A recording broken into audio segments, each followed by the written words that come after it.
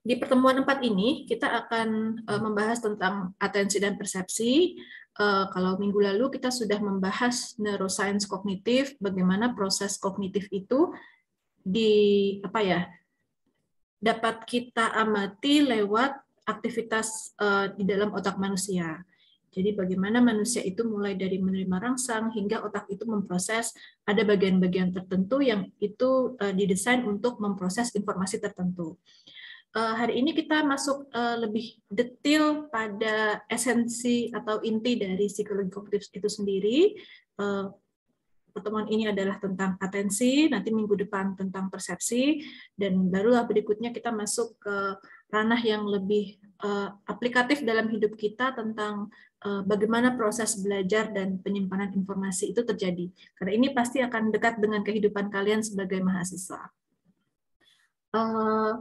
Mohon diperhatikan bahwa setiap minggu saya akan meminta kalian untuk membuat resume, jadi diperhatikan apa yang akan diajarkan hari ini.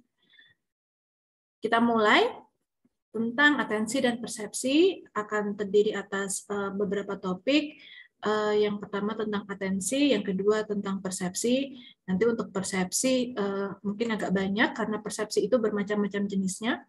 Ada persepsi yang terkait dengan objek, ukurannya, warnanya, kedalamannya, persepsi visual, terkait gambar, persepsi wajah manusia itu juga melibatkan proses persepsi, dan juga ada persepsi gerak dan tindakan. Nanti di hari ini kita masuk ke atensi dulu. Nah, sebagai pengantar, mungkin kalian pernah mengamati adik bayi, mungkin di sekitar kalian ada tetangga atau ada keluarga kalian yang baru saja punya bayi. Kalau kalian perhatikan, bayi yang baru lahir yang mungkin usianya baru berapa minggu sampai 1 bulan, itu kalian lihat mereka itu seperti tidak fokus. Jadi mata mereka belum bisa menatap kita secara langsung. Kemudian ketika diberi stimulus apa, misalkan kita sentuh atau kita berikan suara-suara, mereka belum banyak merespon. Nah, bayi yang baru lahir itu kondisinya itu masih sulit untuk fokus pada stimulus. Jadi orang yang atensinya itu belum berkembang, individu yang atensinya belum berkembang, ibaratnya sama seperti bayi itu. Mungkin pandangannya masih kosong, menerawang kemana, ketika diberikan stimulus tidak merespon. Nah, itu gambaran kurangnya atensi itu semacam itu. Nah, kalau pada bayi, hal yang semacam itu terjadi karena memang mereka baru lahir. Jadi sistem sensorik mereka belum berkembang, mata mereka belum berkembang dengan baik, kemudian otak mereka juga baru berkembang, telinga mereka juga sama. Artinya indera mereka belum matang. Barulah nanti seiring dengan jalannya usia mereka, dengan interaksi dengan orang-orang di sekitarnya, nah barulah mereka mengembangkan kapasitas untuk bisa memproses stimuli tersebut. Itu yang terjadi pada bayi. Bagaimana dengan orang yang lebih dewasa? Apakah orang yang lebih dewasa, yang usianya lebih banyak ketimbang bayi, bisa mengalami masalah yang sama? Bisa. Orang dewasa pun bisa mengalami defisit konsentrasi atau defisit atensi, tidak memperhatikan. Dan itu sering sekali terjadi dalam kehidupan kita yang membuat tugas-tugas itu tidak selesai secara efektif dan efisien. Nah, kita akan lihat atensi itu sebetulnya apa, bagaimana proses atensi itu, dan apa dampaknya pada hidup kita. Nah, bagaimana sih manusia memproses informasi itu, di mana kedudukan atensi? Jadi pada prinsipnya, proses informasi itu terdiri dari 3 tahap. Proses yang paling dasar adalah sensasi. Sensasi adalah proses di mana stimulus itu diterima oleh indera-indera kita. Kalau itu terkait informasi, yang utama adalah indera mata dan telinga. Dengan mata kita bisa mendapatkan stimulus penglihatan, yang itu bisa kita lihat, entah itu gambar ataupun apapun yang bisa kita lihat. Sementara dengan telinga kita mendengarkan stimulus yang berupa suara, stimulus auditoris. Itu proses dasarnya. Jadi manusia bisa menangkap informasi pada dasarnya karena inderanya bekerja. Itu. Nah, setelah proses sensasi itu dilewati, proses yang kedua adalah atensi. Atensi itu adalah kesadaran atau awareness tentang keberadaan stimulus yang disensasi itu. Jadi kesadaran tentang keberadaannya. Nah, atensi itu melibatkan kegiatan atau perilaku kita memperhatikan pada stimulus tersebut. Jadi atensi adalah tahap kedua setelah kita mensensasi. Barulah setelah kita bisa memusatkan perhatian pada stimulus tertentu yang kita anggap relevan, stimulus itu terus ke tahap yang ketiga, yaitu adalah persepsi. Di persepsi itu kita merekognisi atau mengenali dan melakukan interpretasi atau memberikan makna terhadap apa yang kita indera itu dan yang kita berikan perhatian itu. Nah, untuk proses persepsi ini, dia menggunakan pengetahuan dasar dari informasi indrawi yang ditangkap secara aktual dari indera saat itu juga, bisa juga berdasarkan informasi dari masa lalu yang sudah tersimpan di dalam memori. Nah, seperti inilah proses bagaimana manusia memproses informasi. Kita lihat bahwa atensi itu memainkan peran yang sangat penting. Dia menjadi perantara dari sensasi ke persepsi. Sensasi itu di mana indera kita menangkap informasi, atensi itu bagaimana kita menyadari ada informasi tersebut, dan barulah sampai ke persepsi. Kita memahami informasi itu, apa maksudnya, dan segala macamnya. Nah, sekarang bayangkan jika seseorang manusia lemah di atensinya, tidak bisa berkonsentrasi, tidak pandai memusatkan perhatian. Banyak sekali informasi yang sampai kepada dirinya itu ibaratnya kayak lewat begitu saja, tidak tertangkap. Nah, jadi ketika kita mau misalkan dalam konteks pendidikan, kalian saat ini sedang belajar, jika ingin menguasai suatu materi atau bisa mendapatkan pemahaman yang baik terhadap suatu materi, kuncinya adalah atensi. Kalau sensasi itu sesuatu yang pasti akan terjadi. Maksudnya kalau sepanjang indera kalian itu sehat, informasi itu pasti bisa kalian tangkap. Tapi masalahnya yang sudah ditangkap itu bisa dipahami atau tidak. Itu tergantung pada atensi. Jadi inilah peran penting dari atensi sebagai perantara dari proses sensasi dan persepsi. Sampai sini mungkin ada yang mau ditanyakan dulu tentang peran penting atensi. Silakan. Boleh open mic, nanti boleh ditulis di chat, misalkan di tengah saya memberikan materi ini kalian ada pertanyaan, kalian boleh menuliskannya di chat. Kalau tidak ada, saya akan lanjut. Jadi gambaran hubungan antara sensasi, atensi, dan persepsi itu kalau boleh kita visualisasikan semacam ini. Jadi diawali dari stimulus indera yang ditangkap dengan indera, itu namanya proses sensasi. Jadi bagaimana indera kita itu punya reseptor-reseptor yang itu bisa menangkap sinyal-sinyal visual, dari cahaya kita bisa melihat, getaran suara kita bisa mendengar, dari stimulus kimiawi sehingga kita bisa menangkap bau, menangkap rasa, dan kita dengan indera peraba kita bisa menangkap tekstur. Pertama ditangkap oleh indera. Nah, proses yang berlangsung di indera ini semuanya murni biologis. Jadi tergantung pada kesehatan dari fisik kita. Misalnya orang yang penglihatannya terganggu, misalnya saya sudah pakai kacamata, saya tidak bisa menangkap stimulus indrawi dari penglihatan yang itu lokasinya jauh, yang dia jaraknya jauh dari saya tidak bisa melihat itu. Tapi kalau dekat saya bisa. Atau kebalikannya orang yang sudah tua, yang matanya katarak, dia lihat jauh maupun dekat tidak bisa. Atau misalkan orang yang punya disabilitas, misalkan tunarungu, atau tidak bisa melihat, tidak bisa mendengar. Nah, itu permasalahan menangkap informasinya itu terjadi di tahap biologis, tidak bisa menangkap rangsangan inderanya. Barulah setelah itu, setelah ditangkap oleh indera, sistem saraf kita akan membawa informasi indrawi itu ke otak kita.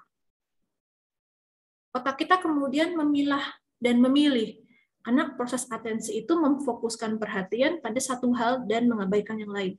Memusatkan perhatian tuh kayak gitu. Stimulus yang diterima kita itu bisa bermacam-macam dan banyak sekali.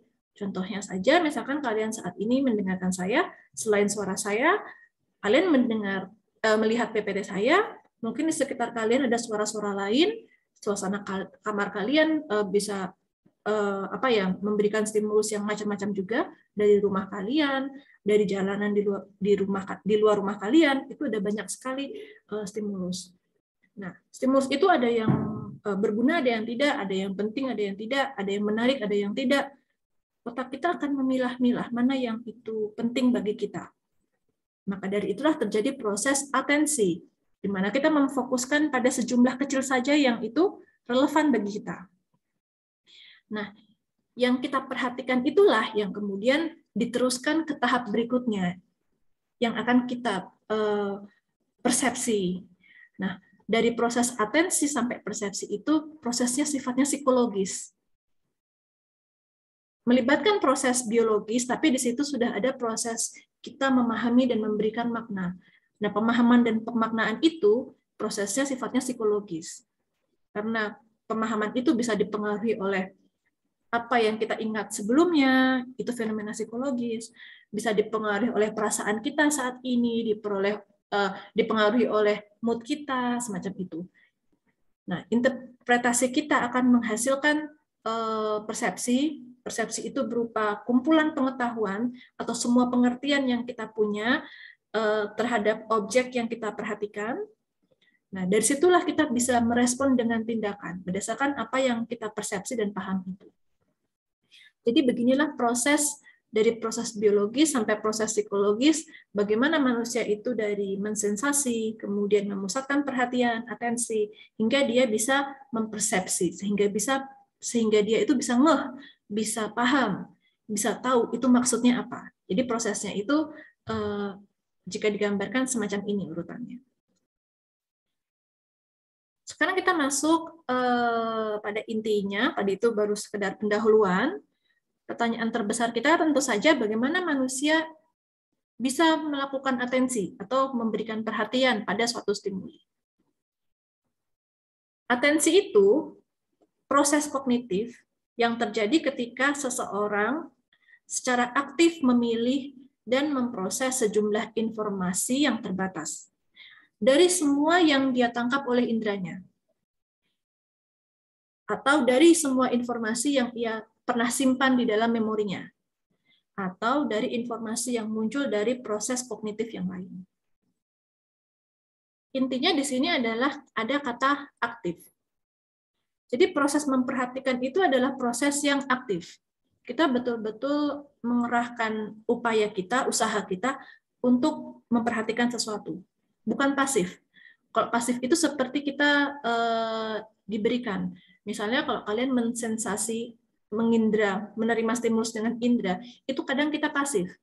Kita tidak bisa mengendalikan apa yang kita terima dengan telinga kita. Suara-suara di luar rumah, suara-suara di sekitar kita, itu kita cenderung pasif. Kita sebagai penerima rangsangan dari lingkungan. Atau kalian ketika saat ini sedang mendengarkan presentasi saya, kalian posisinya pasif. Kalian bisa mendengarkan apa yang didengarkan itu bisa lewat begitu saja atau bisa kalian tangkap. Nah, bisa kalian tangkap ketika kalian mengendalikan diri kalian, mengarahkan usaha kalian untuk aktif memusatkan perhatian. Jadi kalau sensasi itu kita cenderung pasif, apa yang kita indera itu cenderung kita terima begitu saja, tapi kalau atensi itu tergantung pada pengendalian diri kita. Kita memilih atau tidak untuk memperhatikan. Jadi maksudnya aktif itu begitu. Jadi atensi itu pilihan. Bisa diusahakan, kita lakukan berdasarkan pilihan sadar kita. Kita mau memperhatikan atau tidak. Dan karena atensi itu terjadi aktif, kita bisa mengusahakannya, kita bisa melatihnya, kayak gitu. Kalau mata itu apakah bisa kita latih untuk melihat? Kan tidak. Mata itu dari kita lahir ya sudah berfungsi untuk melihat tanpa perlu kita melatihnya. Sama juga dengan telinga kita. Telinga kita itu dari kita lahir sudah diciptakan untuk mendengar, tidak perlu kita melatih mendengar, dia sudah bisa mendengar sendiri, ya kan? Tapi kalau atensi itu tergantung kemauan kita, tergantung pilihan kita, tergantung usaha kita, tergantung bagaimana apakah kita mau menggunakan kapasitas kognitif ini atau tidak. Kayak gitu. Atensi itu melibatkan perilaku secara mental memilih dan memproses informasi secara terbatas. Jadi ketika kita memperhatikan sesuatu, itu sebetulnya kita memilih mana yang penting buatku, mana yang tidak. Kalau itu penting, maka akan dilanjutkan ke proses selanjutnya, yaitu persepsi. Tapi kalau itu tidak penting, ya akan kita abaikan. Kayak gitu. Berikutnya, informasi yang penting itu jumlahnya akan terbatas, ibaratnya informasi ini kita filter, kita saring dari semua informasi yang kita tangkap. Dari semua yang kita tangkap oleh indera kita. Dari informasi begitu banyak yang mungkin tersimpan dalam ingatan kita, atau dari proses kognitif kita yang lain. Bisa jadi misalnya saat ini ketika kalian mendengarkan saya, ada informasi indera lain. Misalkan kalian dipanggil ibu kalian, atau kalian tinggal di tepi jalan, kemudian ada kendaraan berseliwar-seliwar. Ketika kalian memberikan atensi kalian berusaha mengabaikan yang tidak penting itu, misalkan suara-suara di luar rumah, dan fokus pada yang ada di kelas. Bisa juga dari ingatan yang tersimpan. Bisa jadi saat kuliah kalian sedang punya masalah, dan masalah itu sedang kalian pikirkan terus. Kan bisa tuh kadang orang itu fisiknya ada di sini, tapi pikirannya melanglang buana kemana-mana. Melanglang buana kemana-mana itu maksudnya sedang fokus pada apa yang ada dalam ingatannya. Jadi dia kayak sedang merenung. Nah, kalau orang itu atensi, dia akan berusaha mengabaikan pikiran yang kemana-mana itu, menyampingkan masalah itu sebentar, kemudian dia fokus pada apa yang harus dia lakukan saat ini. Atensi begitu.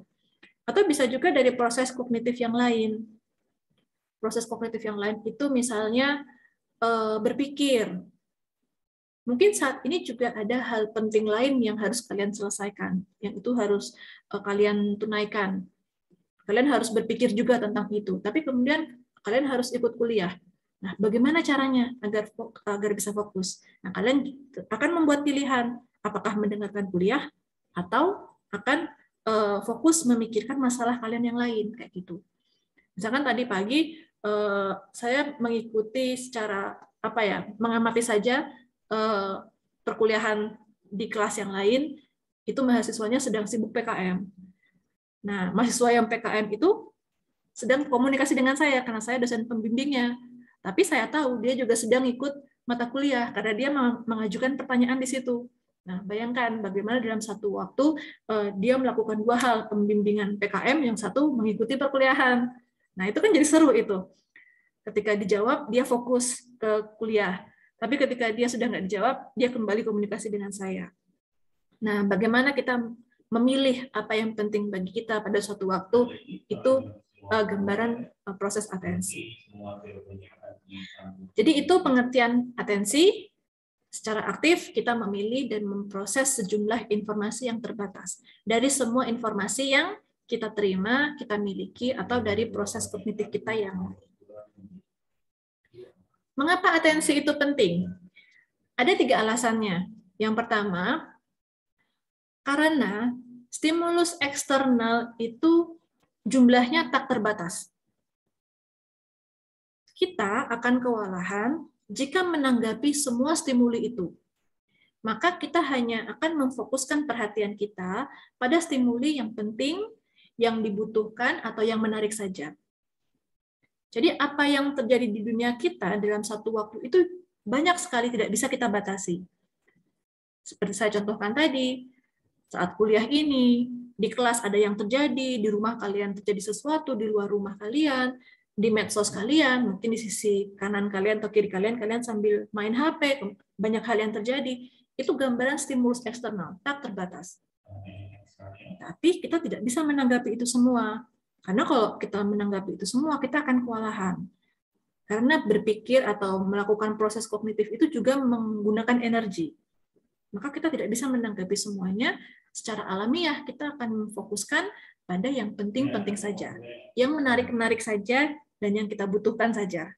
Dan kita akan mengabaikan banyak hal yang itu tidak penting, tidak dibutuhkan, dan tidak menarik. Yang kedua, karena sumber daya mental manusia itu terbatas. Kalau tadi jumlah stimulus eksternal tidak terbatas, kebalikannya, proses kemampuan mental kita itu terbatas. kita tidak sanggup memproses semua stimuli, baik yang berasal dari luar diri kita, yang kita sensasi pada satu waktu, maupun yang berasal dari dalam diri kita sendiri. Stimuli yang berasal dari diri kita sendiri itu contohnya memori dan pikiran kita. Misalkan kalian lagi kuliah ini, kemudian kalian teringat, oh jemuran.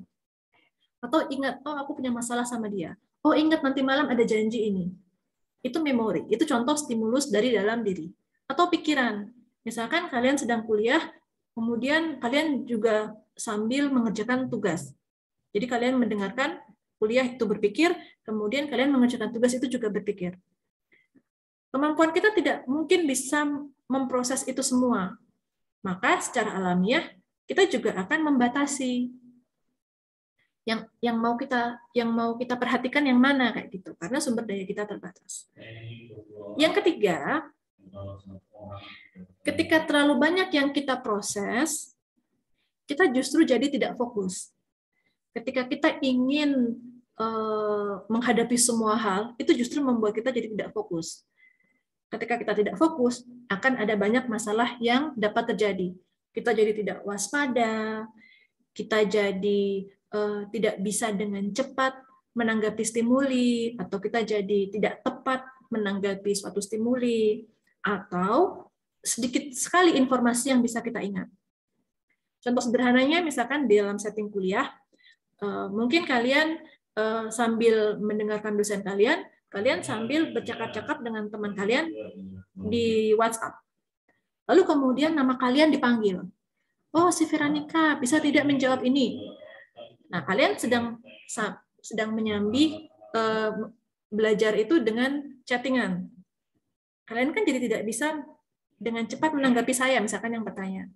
Itu gambaran bagaimana kok terlalu banyak yang kita lakukan dalam satu waktu, kita justru jadi berkurang kecepatan untuk menanggapi. Kemudian bisa jadi juga sangat sedikit informasi yang bisa kita ingat. Contohnya, kuliah sambil main game. Informasi yang didengarkan itu kayak terfilter dari informasi yang kita lihat di game. Mungkin gamenya lagi seru, sehingga kita fokusnya ke game. Kemudian apa yang disampaikan dosen jadi sambil lalu saja. Nah, ketika sambil lalu, itu informasi yang diingat jadi cuma sedikit. Jadi ada banyak sekali ya contoh-contoh yang bisa kita ambil dari kehidupan kita tentang mengapa atensi itu penting. Pertama, stimuli eksternal kita itu tidak jumlahnya sangat banyak, tidak terbatas. Yang kedua, kemampuan mental kita terbatas. Yang ketiga, kalau kita memaksakan diri mau menghadapi semuanya dengan kemampuan kita yang terbatas, dampaknya kita jadi tidak fokus, kita tidak waspada, dan seterusnya. Jadi inilah mengapa atensi itu penting sekali. Nah, contoh kerja atensi, bayangkan kalian sedang naik motor. Ketika kalian naik motor, ada banyak stimuli yang kalian rasakan. Dari sensasi indera, kalian mungkin melihat jalan, oh jalannya lurus, oh jalannya belok-belok, oh di jalan ada banyak pengendara lain. Kalian mendengarkan keramaian, kendaraan yang berseliwar-seliwar di kanan dan kiri kalian.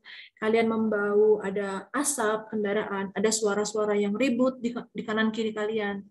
Itu sensasi yang kalian rasakan ketika kalian naik motor di jalan raya.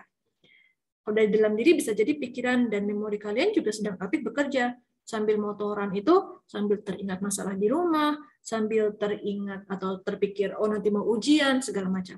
Itu stimuli. Kemudian bayangkan tiba-tiba di depan kalian ada yang menyeberang jalan. Proses kalian tentu akan, ada hal yang lebih penting. Jangan sampai saya menabrak orang yang mau lewat. Nah, atensi kalian kemudian akan memfokuskan pada stimuli yang baru saja muncul, yaitu penyeberang jalan, dan kalian akan mengabaikan pengendara lain, bau asap, masalah di rumah, masalah di tempat kerja, dan seterusnya. Itu.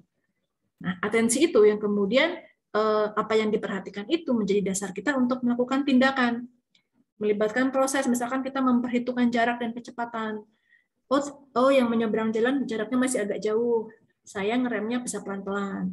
Atau tiba-tiba yang menyeberang itu tepat di depan kita jadi ngerem mendadak.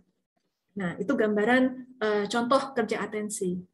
Bayangkan kalau kita ngelenger, Iya, istilah dalam bahasa Jawa kan ada istilah dilenger. Dilenger itu nggak perhatian, nggak fokus. Nah, ada hal-hal yang terjadi ya kita tabrak saja kayak gitu. Atau kita akan mengalami kecelakaan kalau tidak memperhatikan. Jadi gitu ya. Jadi atensi itu seperti filter yang dia membuat kita bisa memilih yang penting dari yang tidak penting, yang dibutuhkan dari yang tidak dibutuhkan, dari yang menarik dari yang tidak menarik. Nah, sampai di sini kerja atensi, mungkin ada yang mau ditanyakan terlebih dahulu. Mungkin ada hal menarik yang pengen kalian diskusikan, silahkan. Saya beri waktu sekitar 1-2 menit untuk menyampaikan. Ada?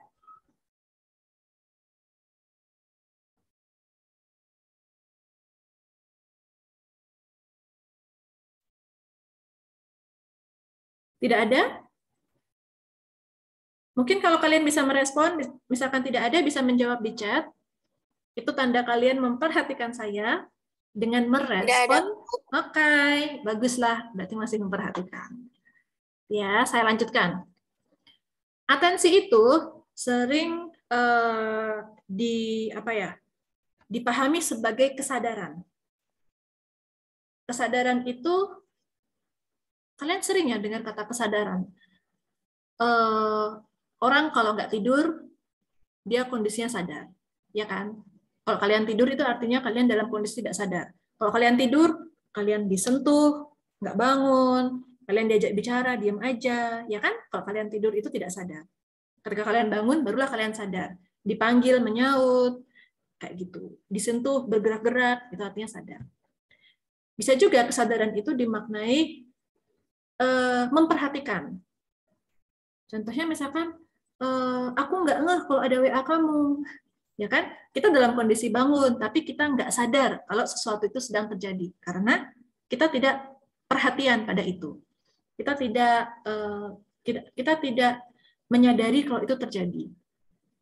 Nah, dalam kaitan dengan atensi, kesadaran itu melibatkan perasaan sadar.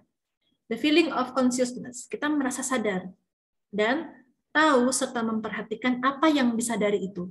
Jadi nggak cuma dalam kondisi bangun saja, merasa sadar saja, tapi tahu apa yang sedang dibicarakan, tahu apa yang sedang disaksikan, tahu apa isi dari pembicaraan yang sedang didengarkan. Jadi kesadaran itu begitu.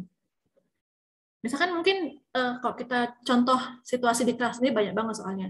Misalkan siswa di kelas kayaknya melamun, kemudian ditanya gurunya, coba ulangi lagi tadi yang sedang disampaikan apa.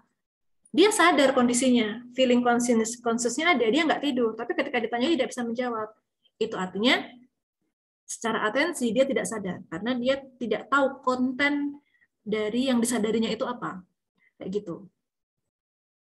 Jadi, kita bisa mengatakan orang yang sadar itu adalah orang yang memperhatikan. Orang yang tidak memperhatikan, dia jadi tidak sadar dan dia jadi tidak tahu. Misalkan saja, kalian bisa jadi tidak memperhatikan berita, maka kalian mungkin jadi tidak tahu, tidak sadar bahwa sedang terjadi sesuatu, misalkan di belahan dunia yang lain, ya kan?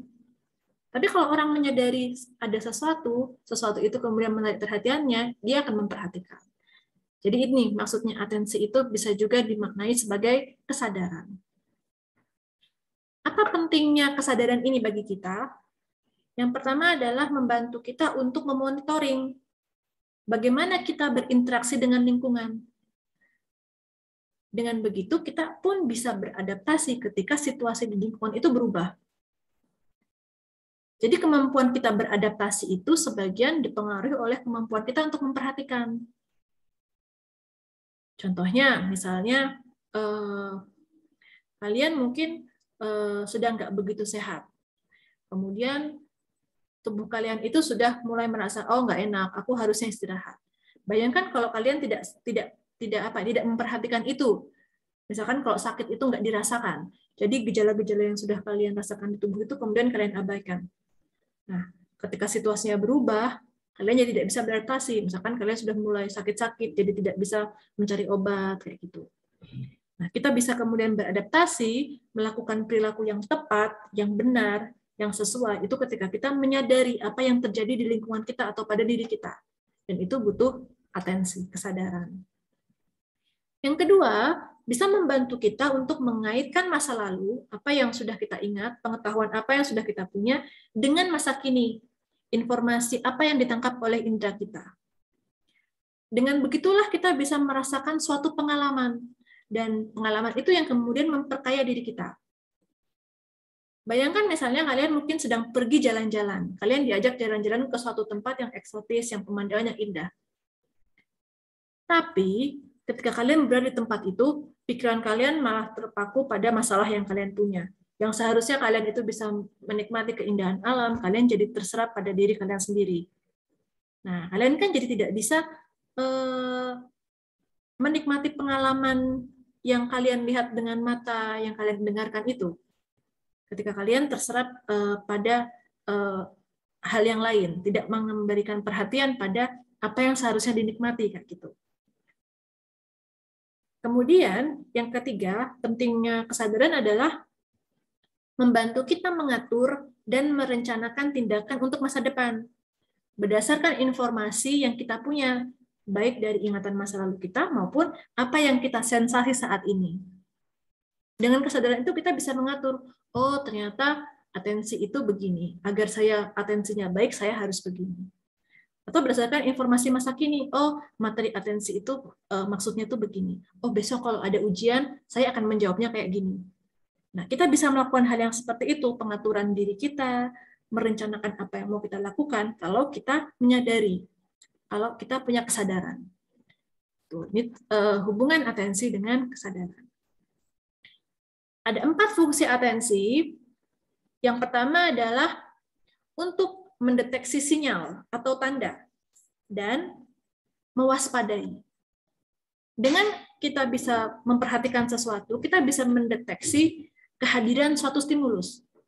Contohnya saat ini, sudah mau hujan deras. Saya melihat tanda-tanda di luar itu, awalnya sudah gelap banget, dan kemudian pohon-pohon itu sudah mulai bergerak karena tertiup angin yang lumayan kencang.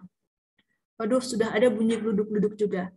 Saya jadi waspada, ini jangan-jangan cuacanya mau kayak kemarin nih, yang hujan es katanya, kemudian kayak badai. Saya harus hati-hati nih, bisa-bisa mati listrik. Laptop saya kalau mati listrik cuma bisa bertahan 15 menit.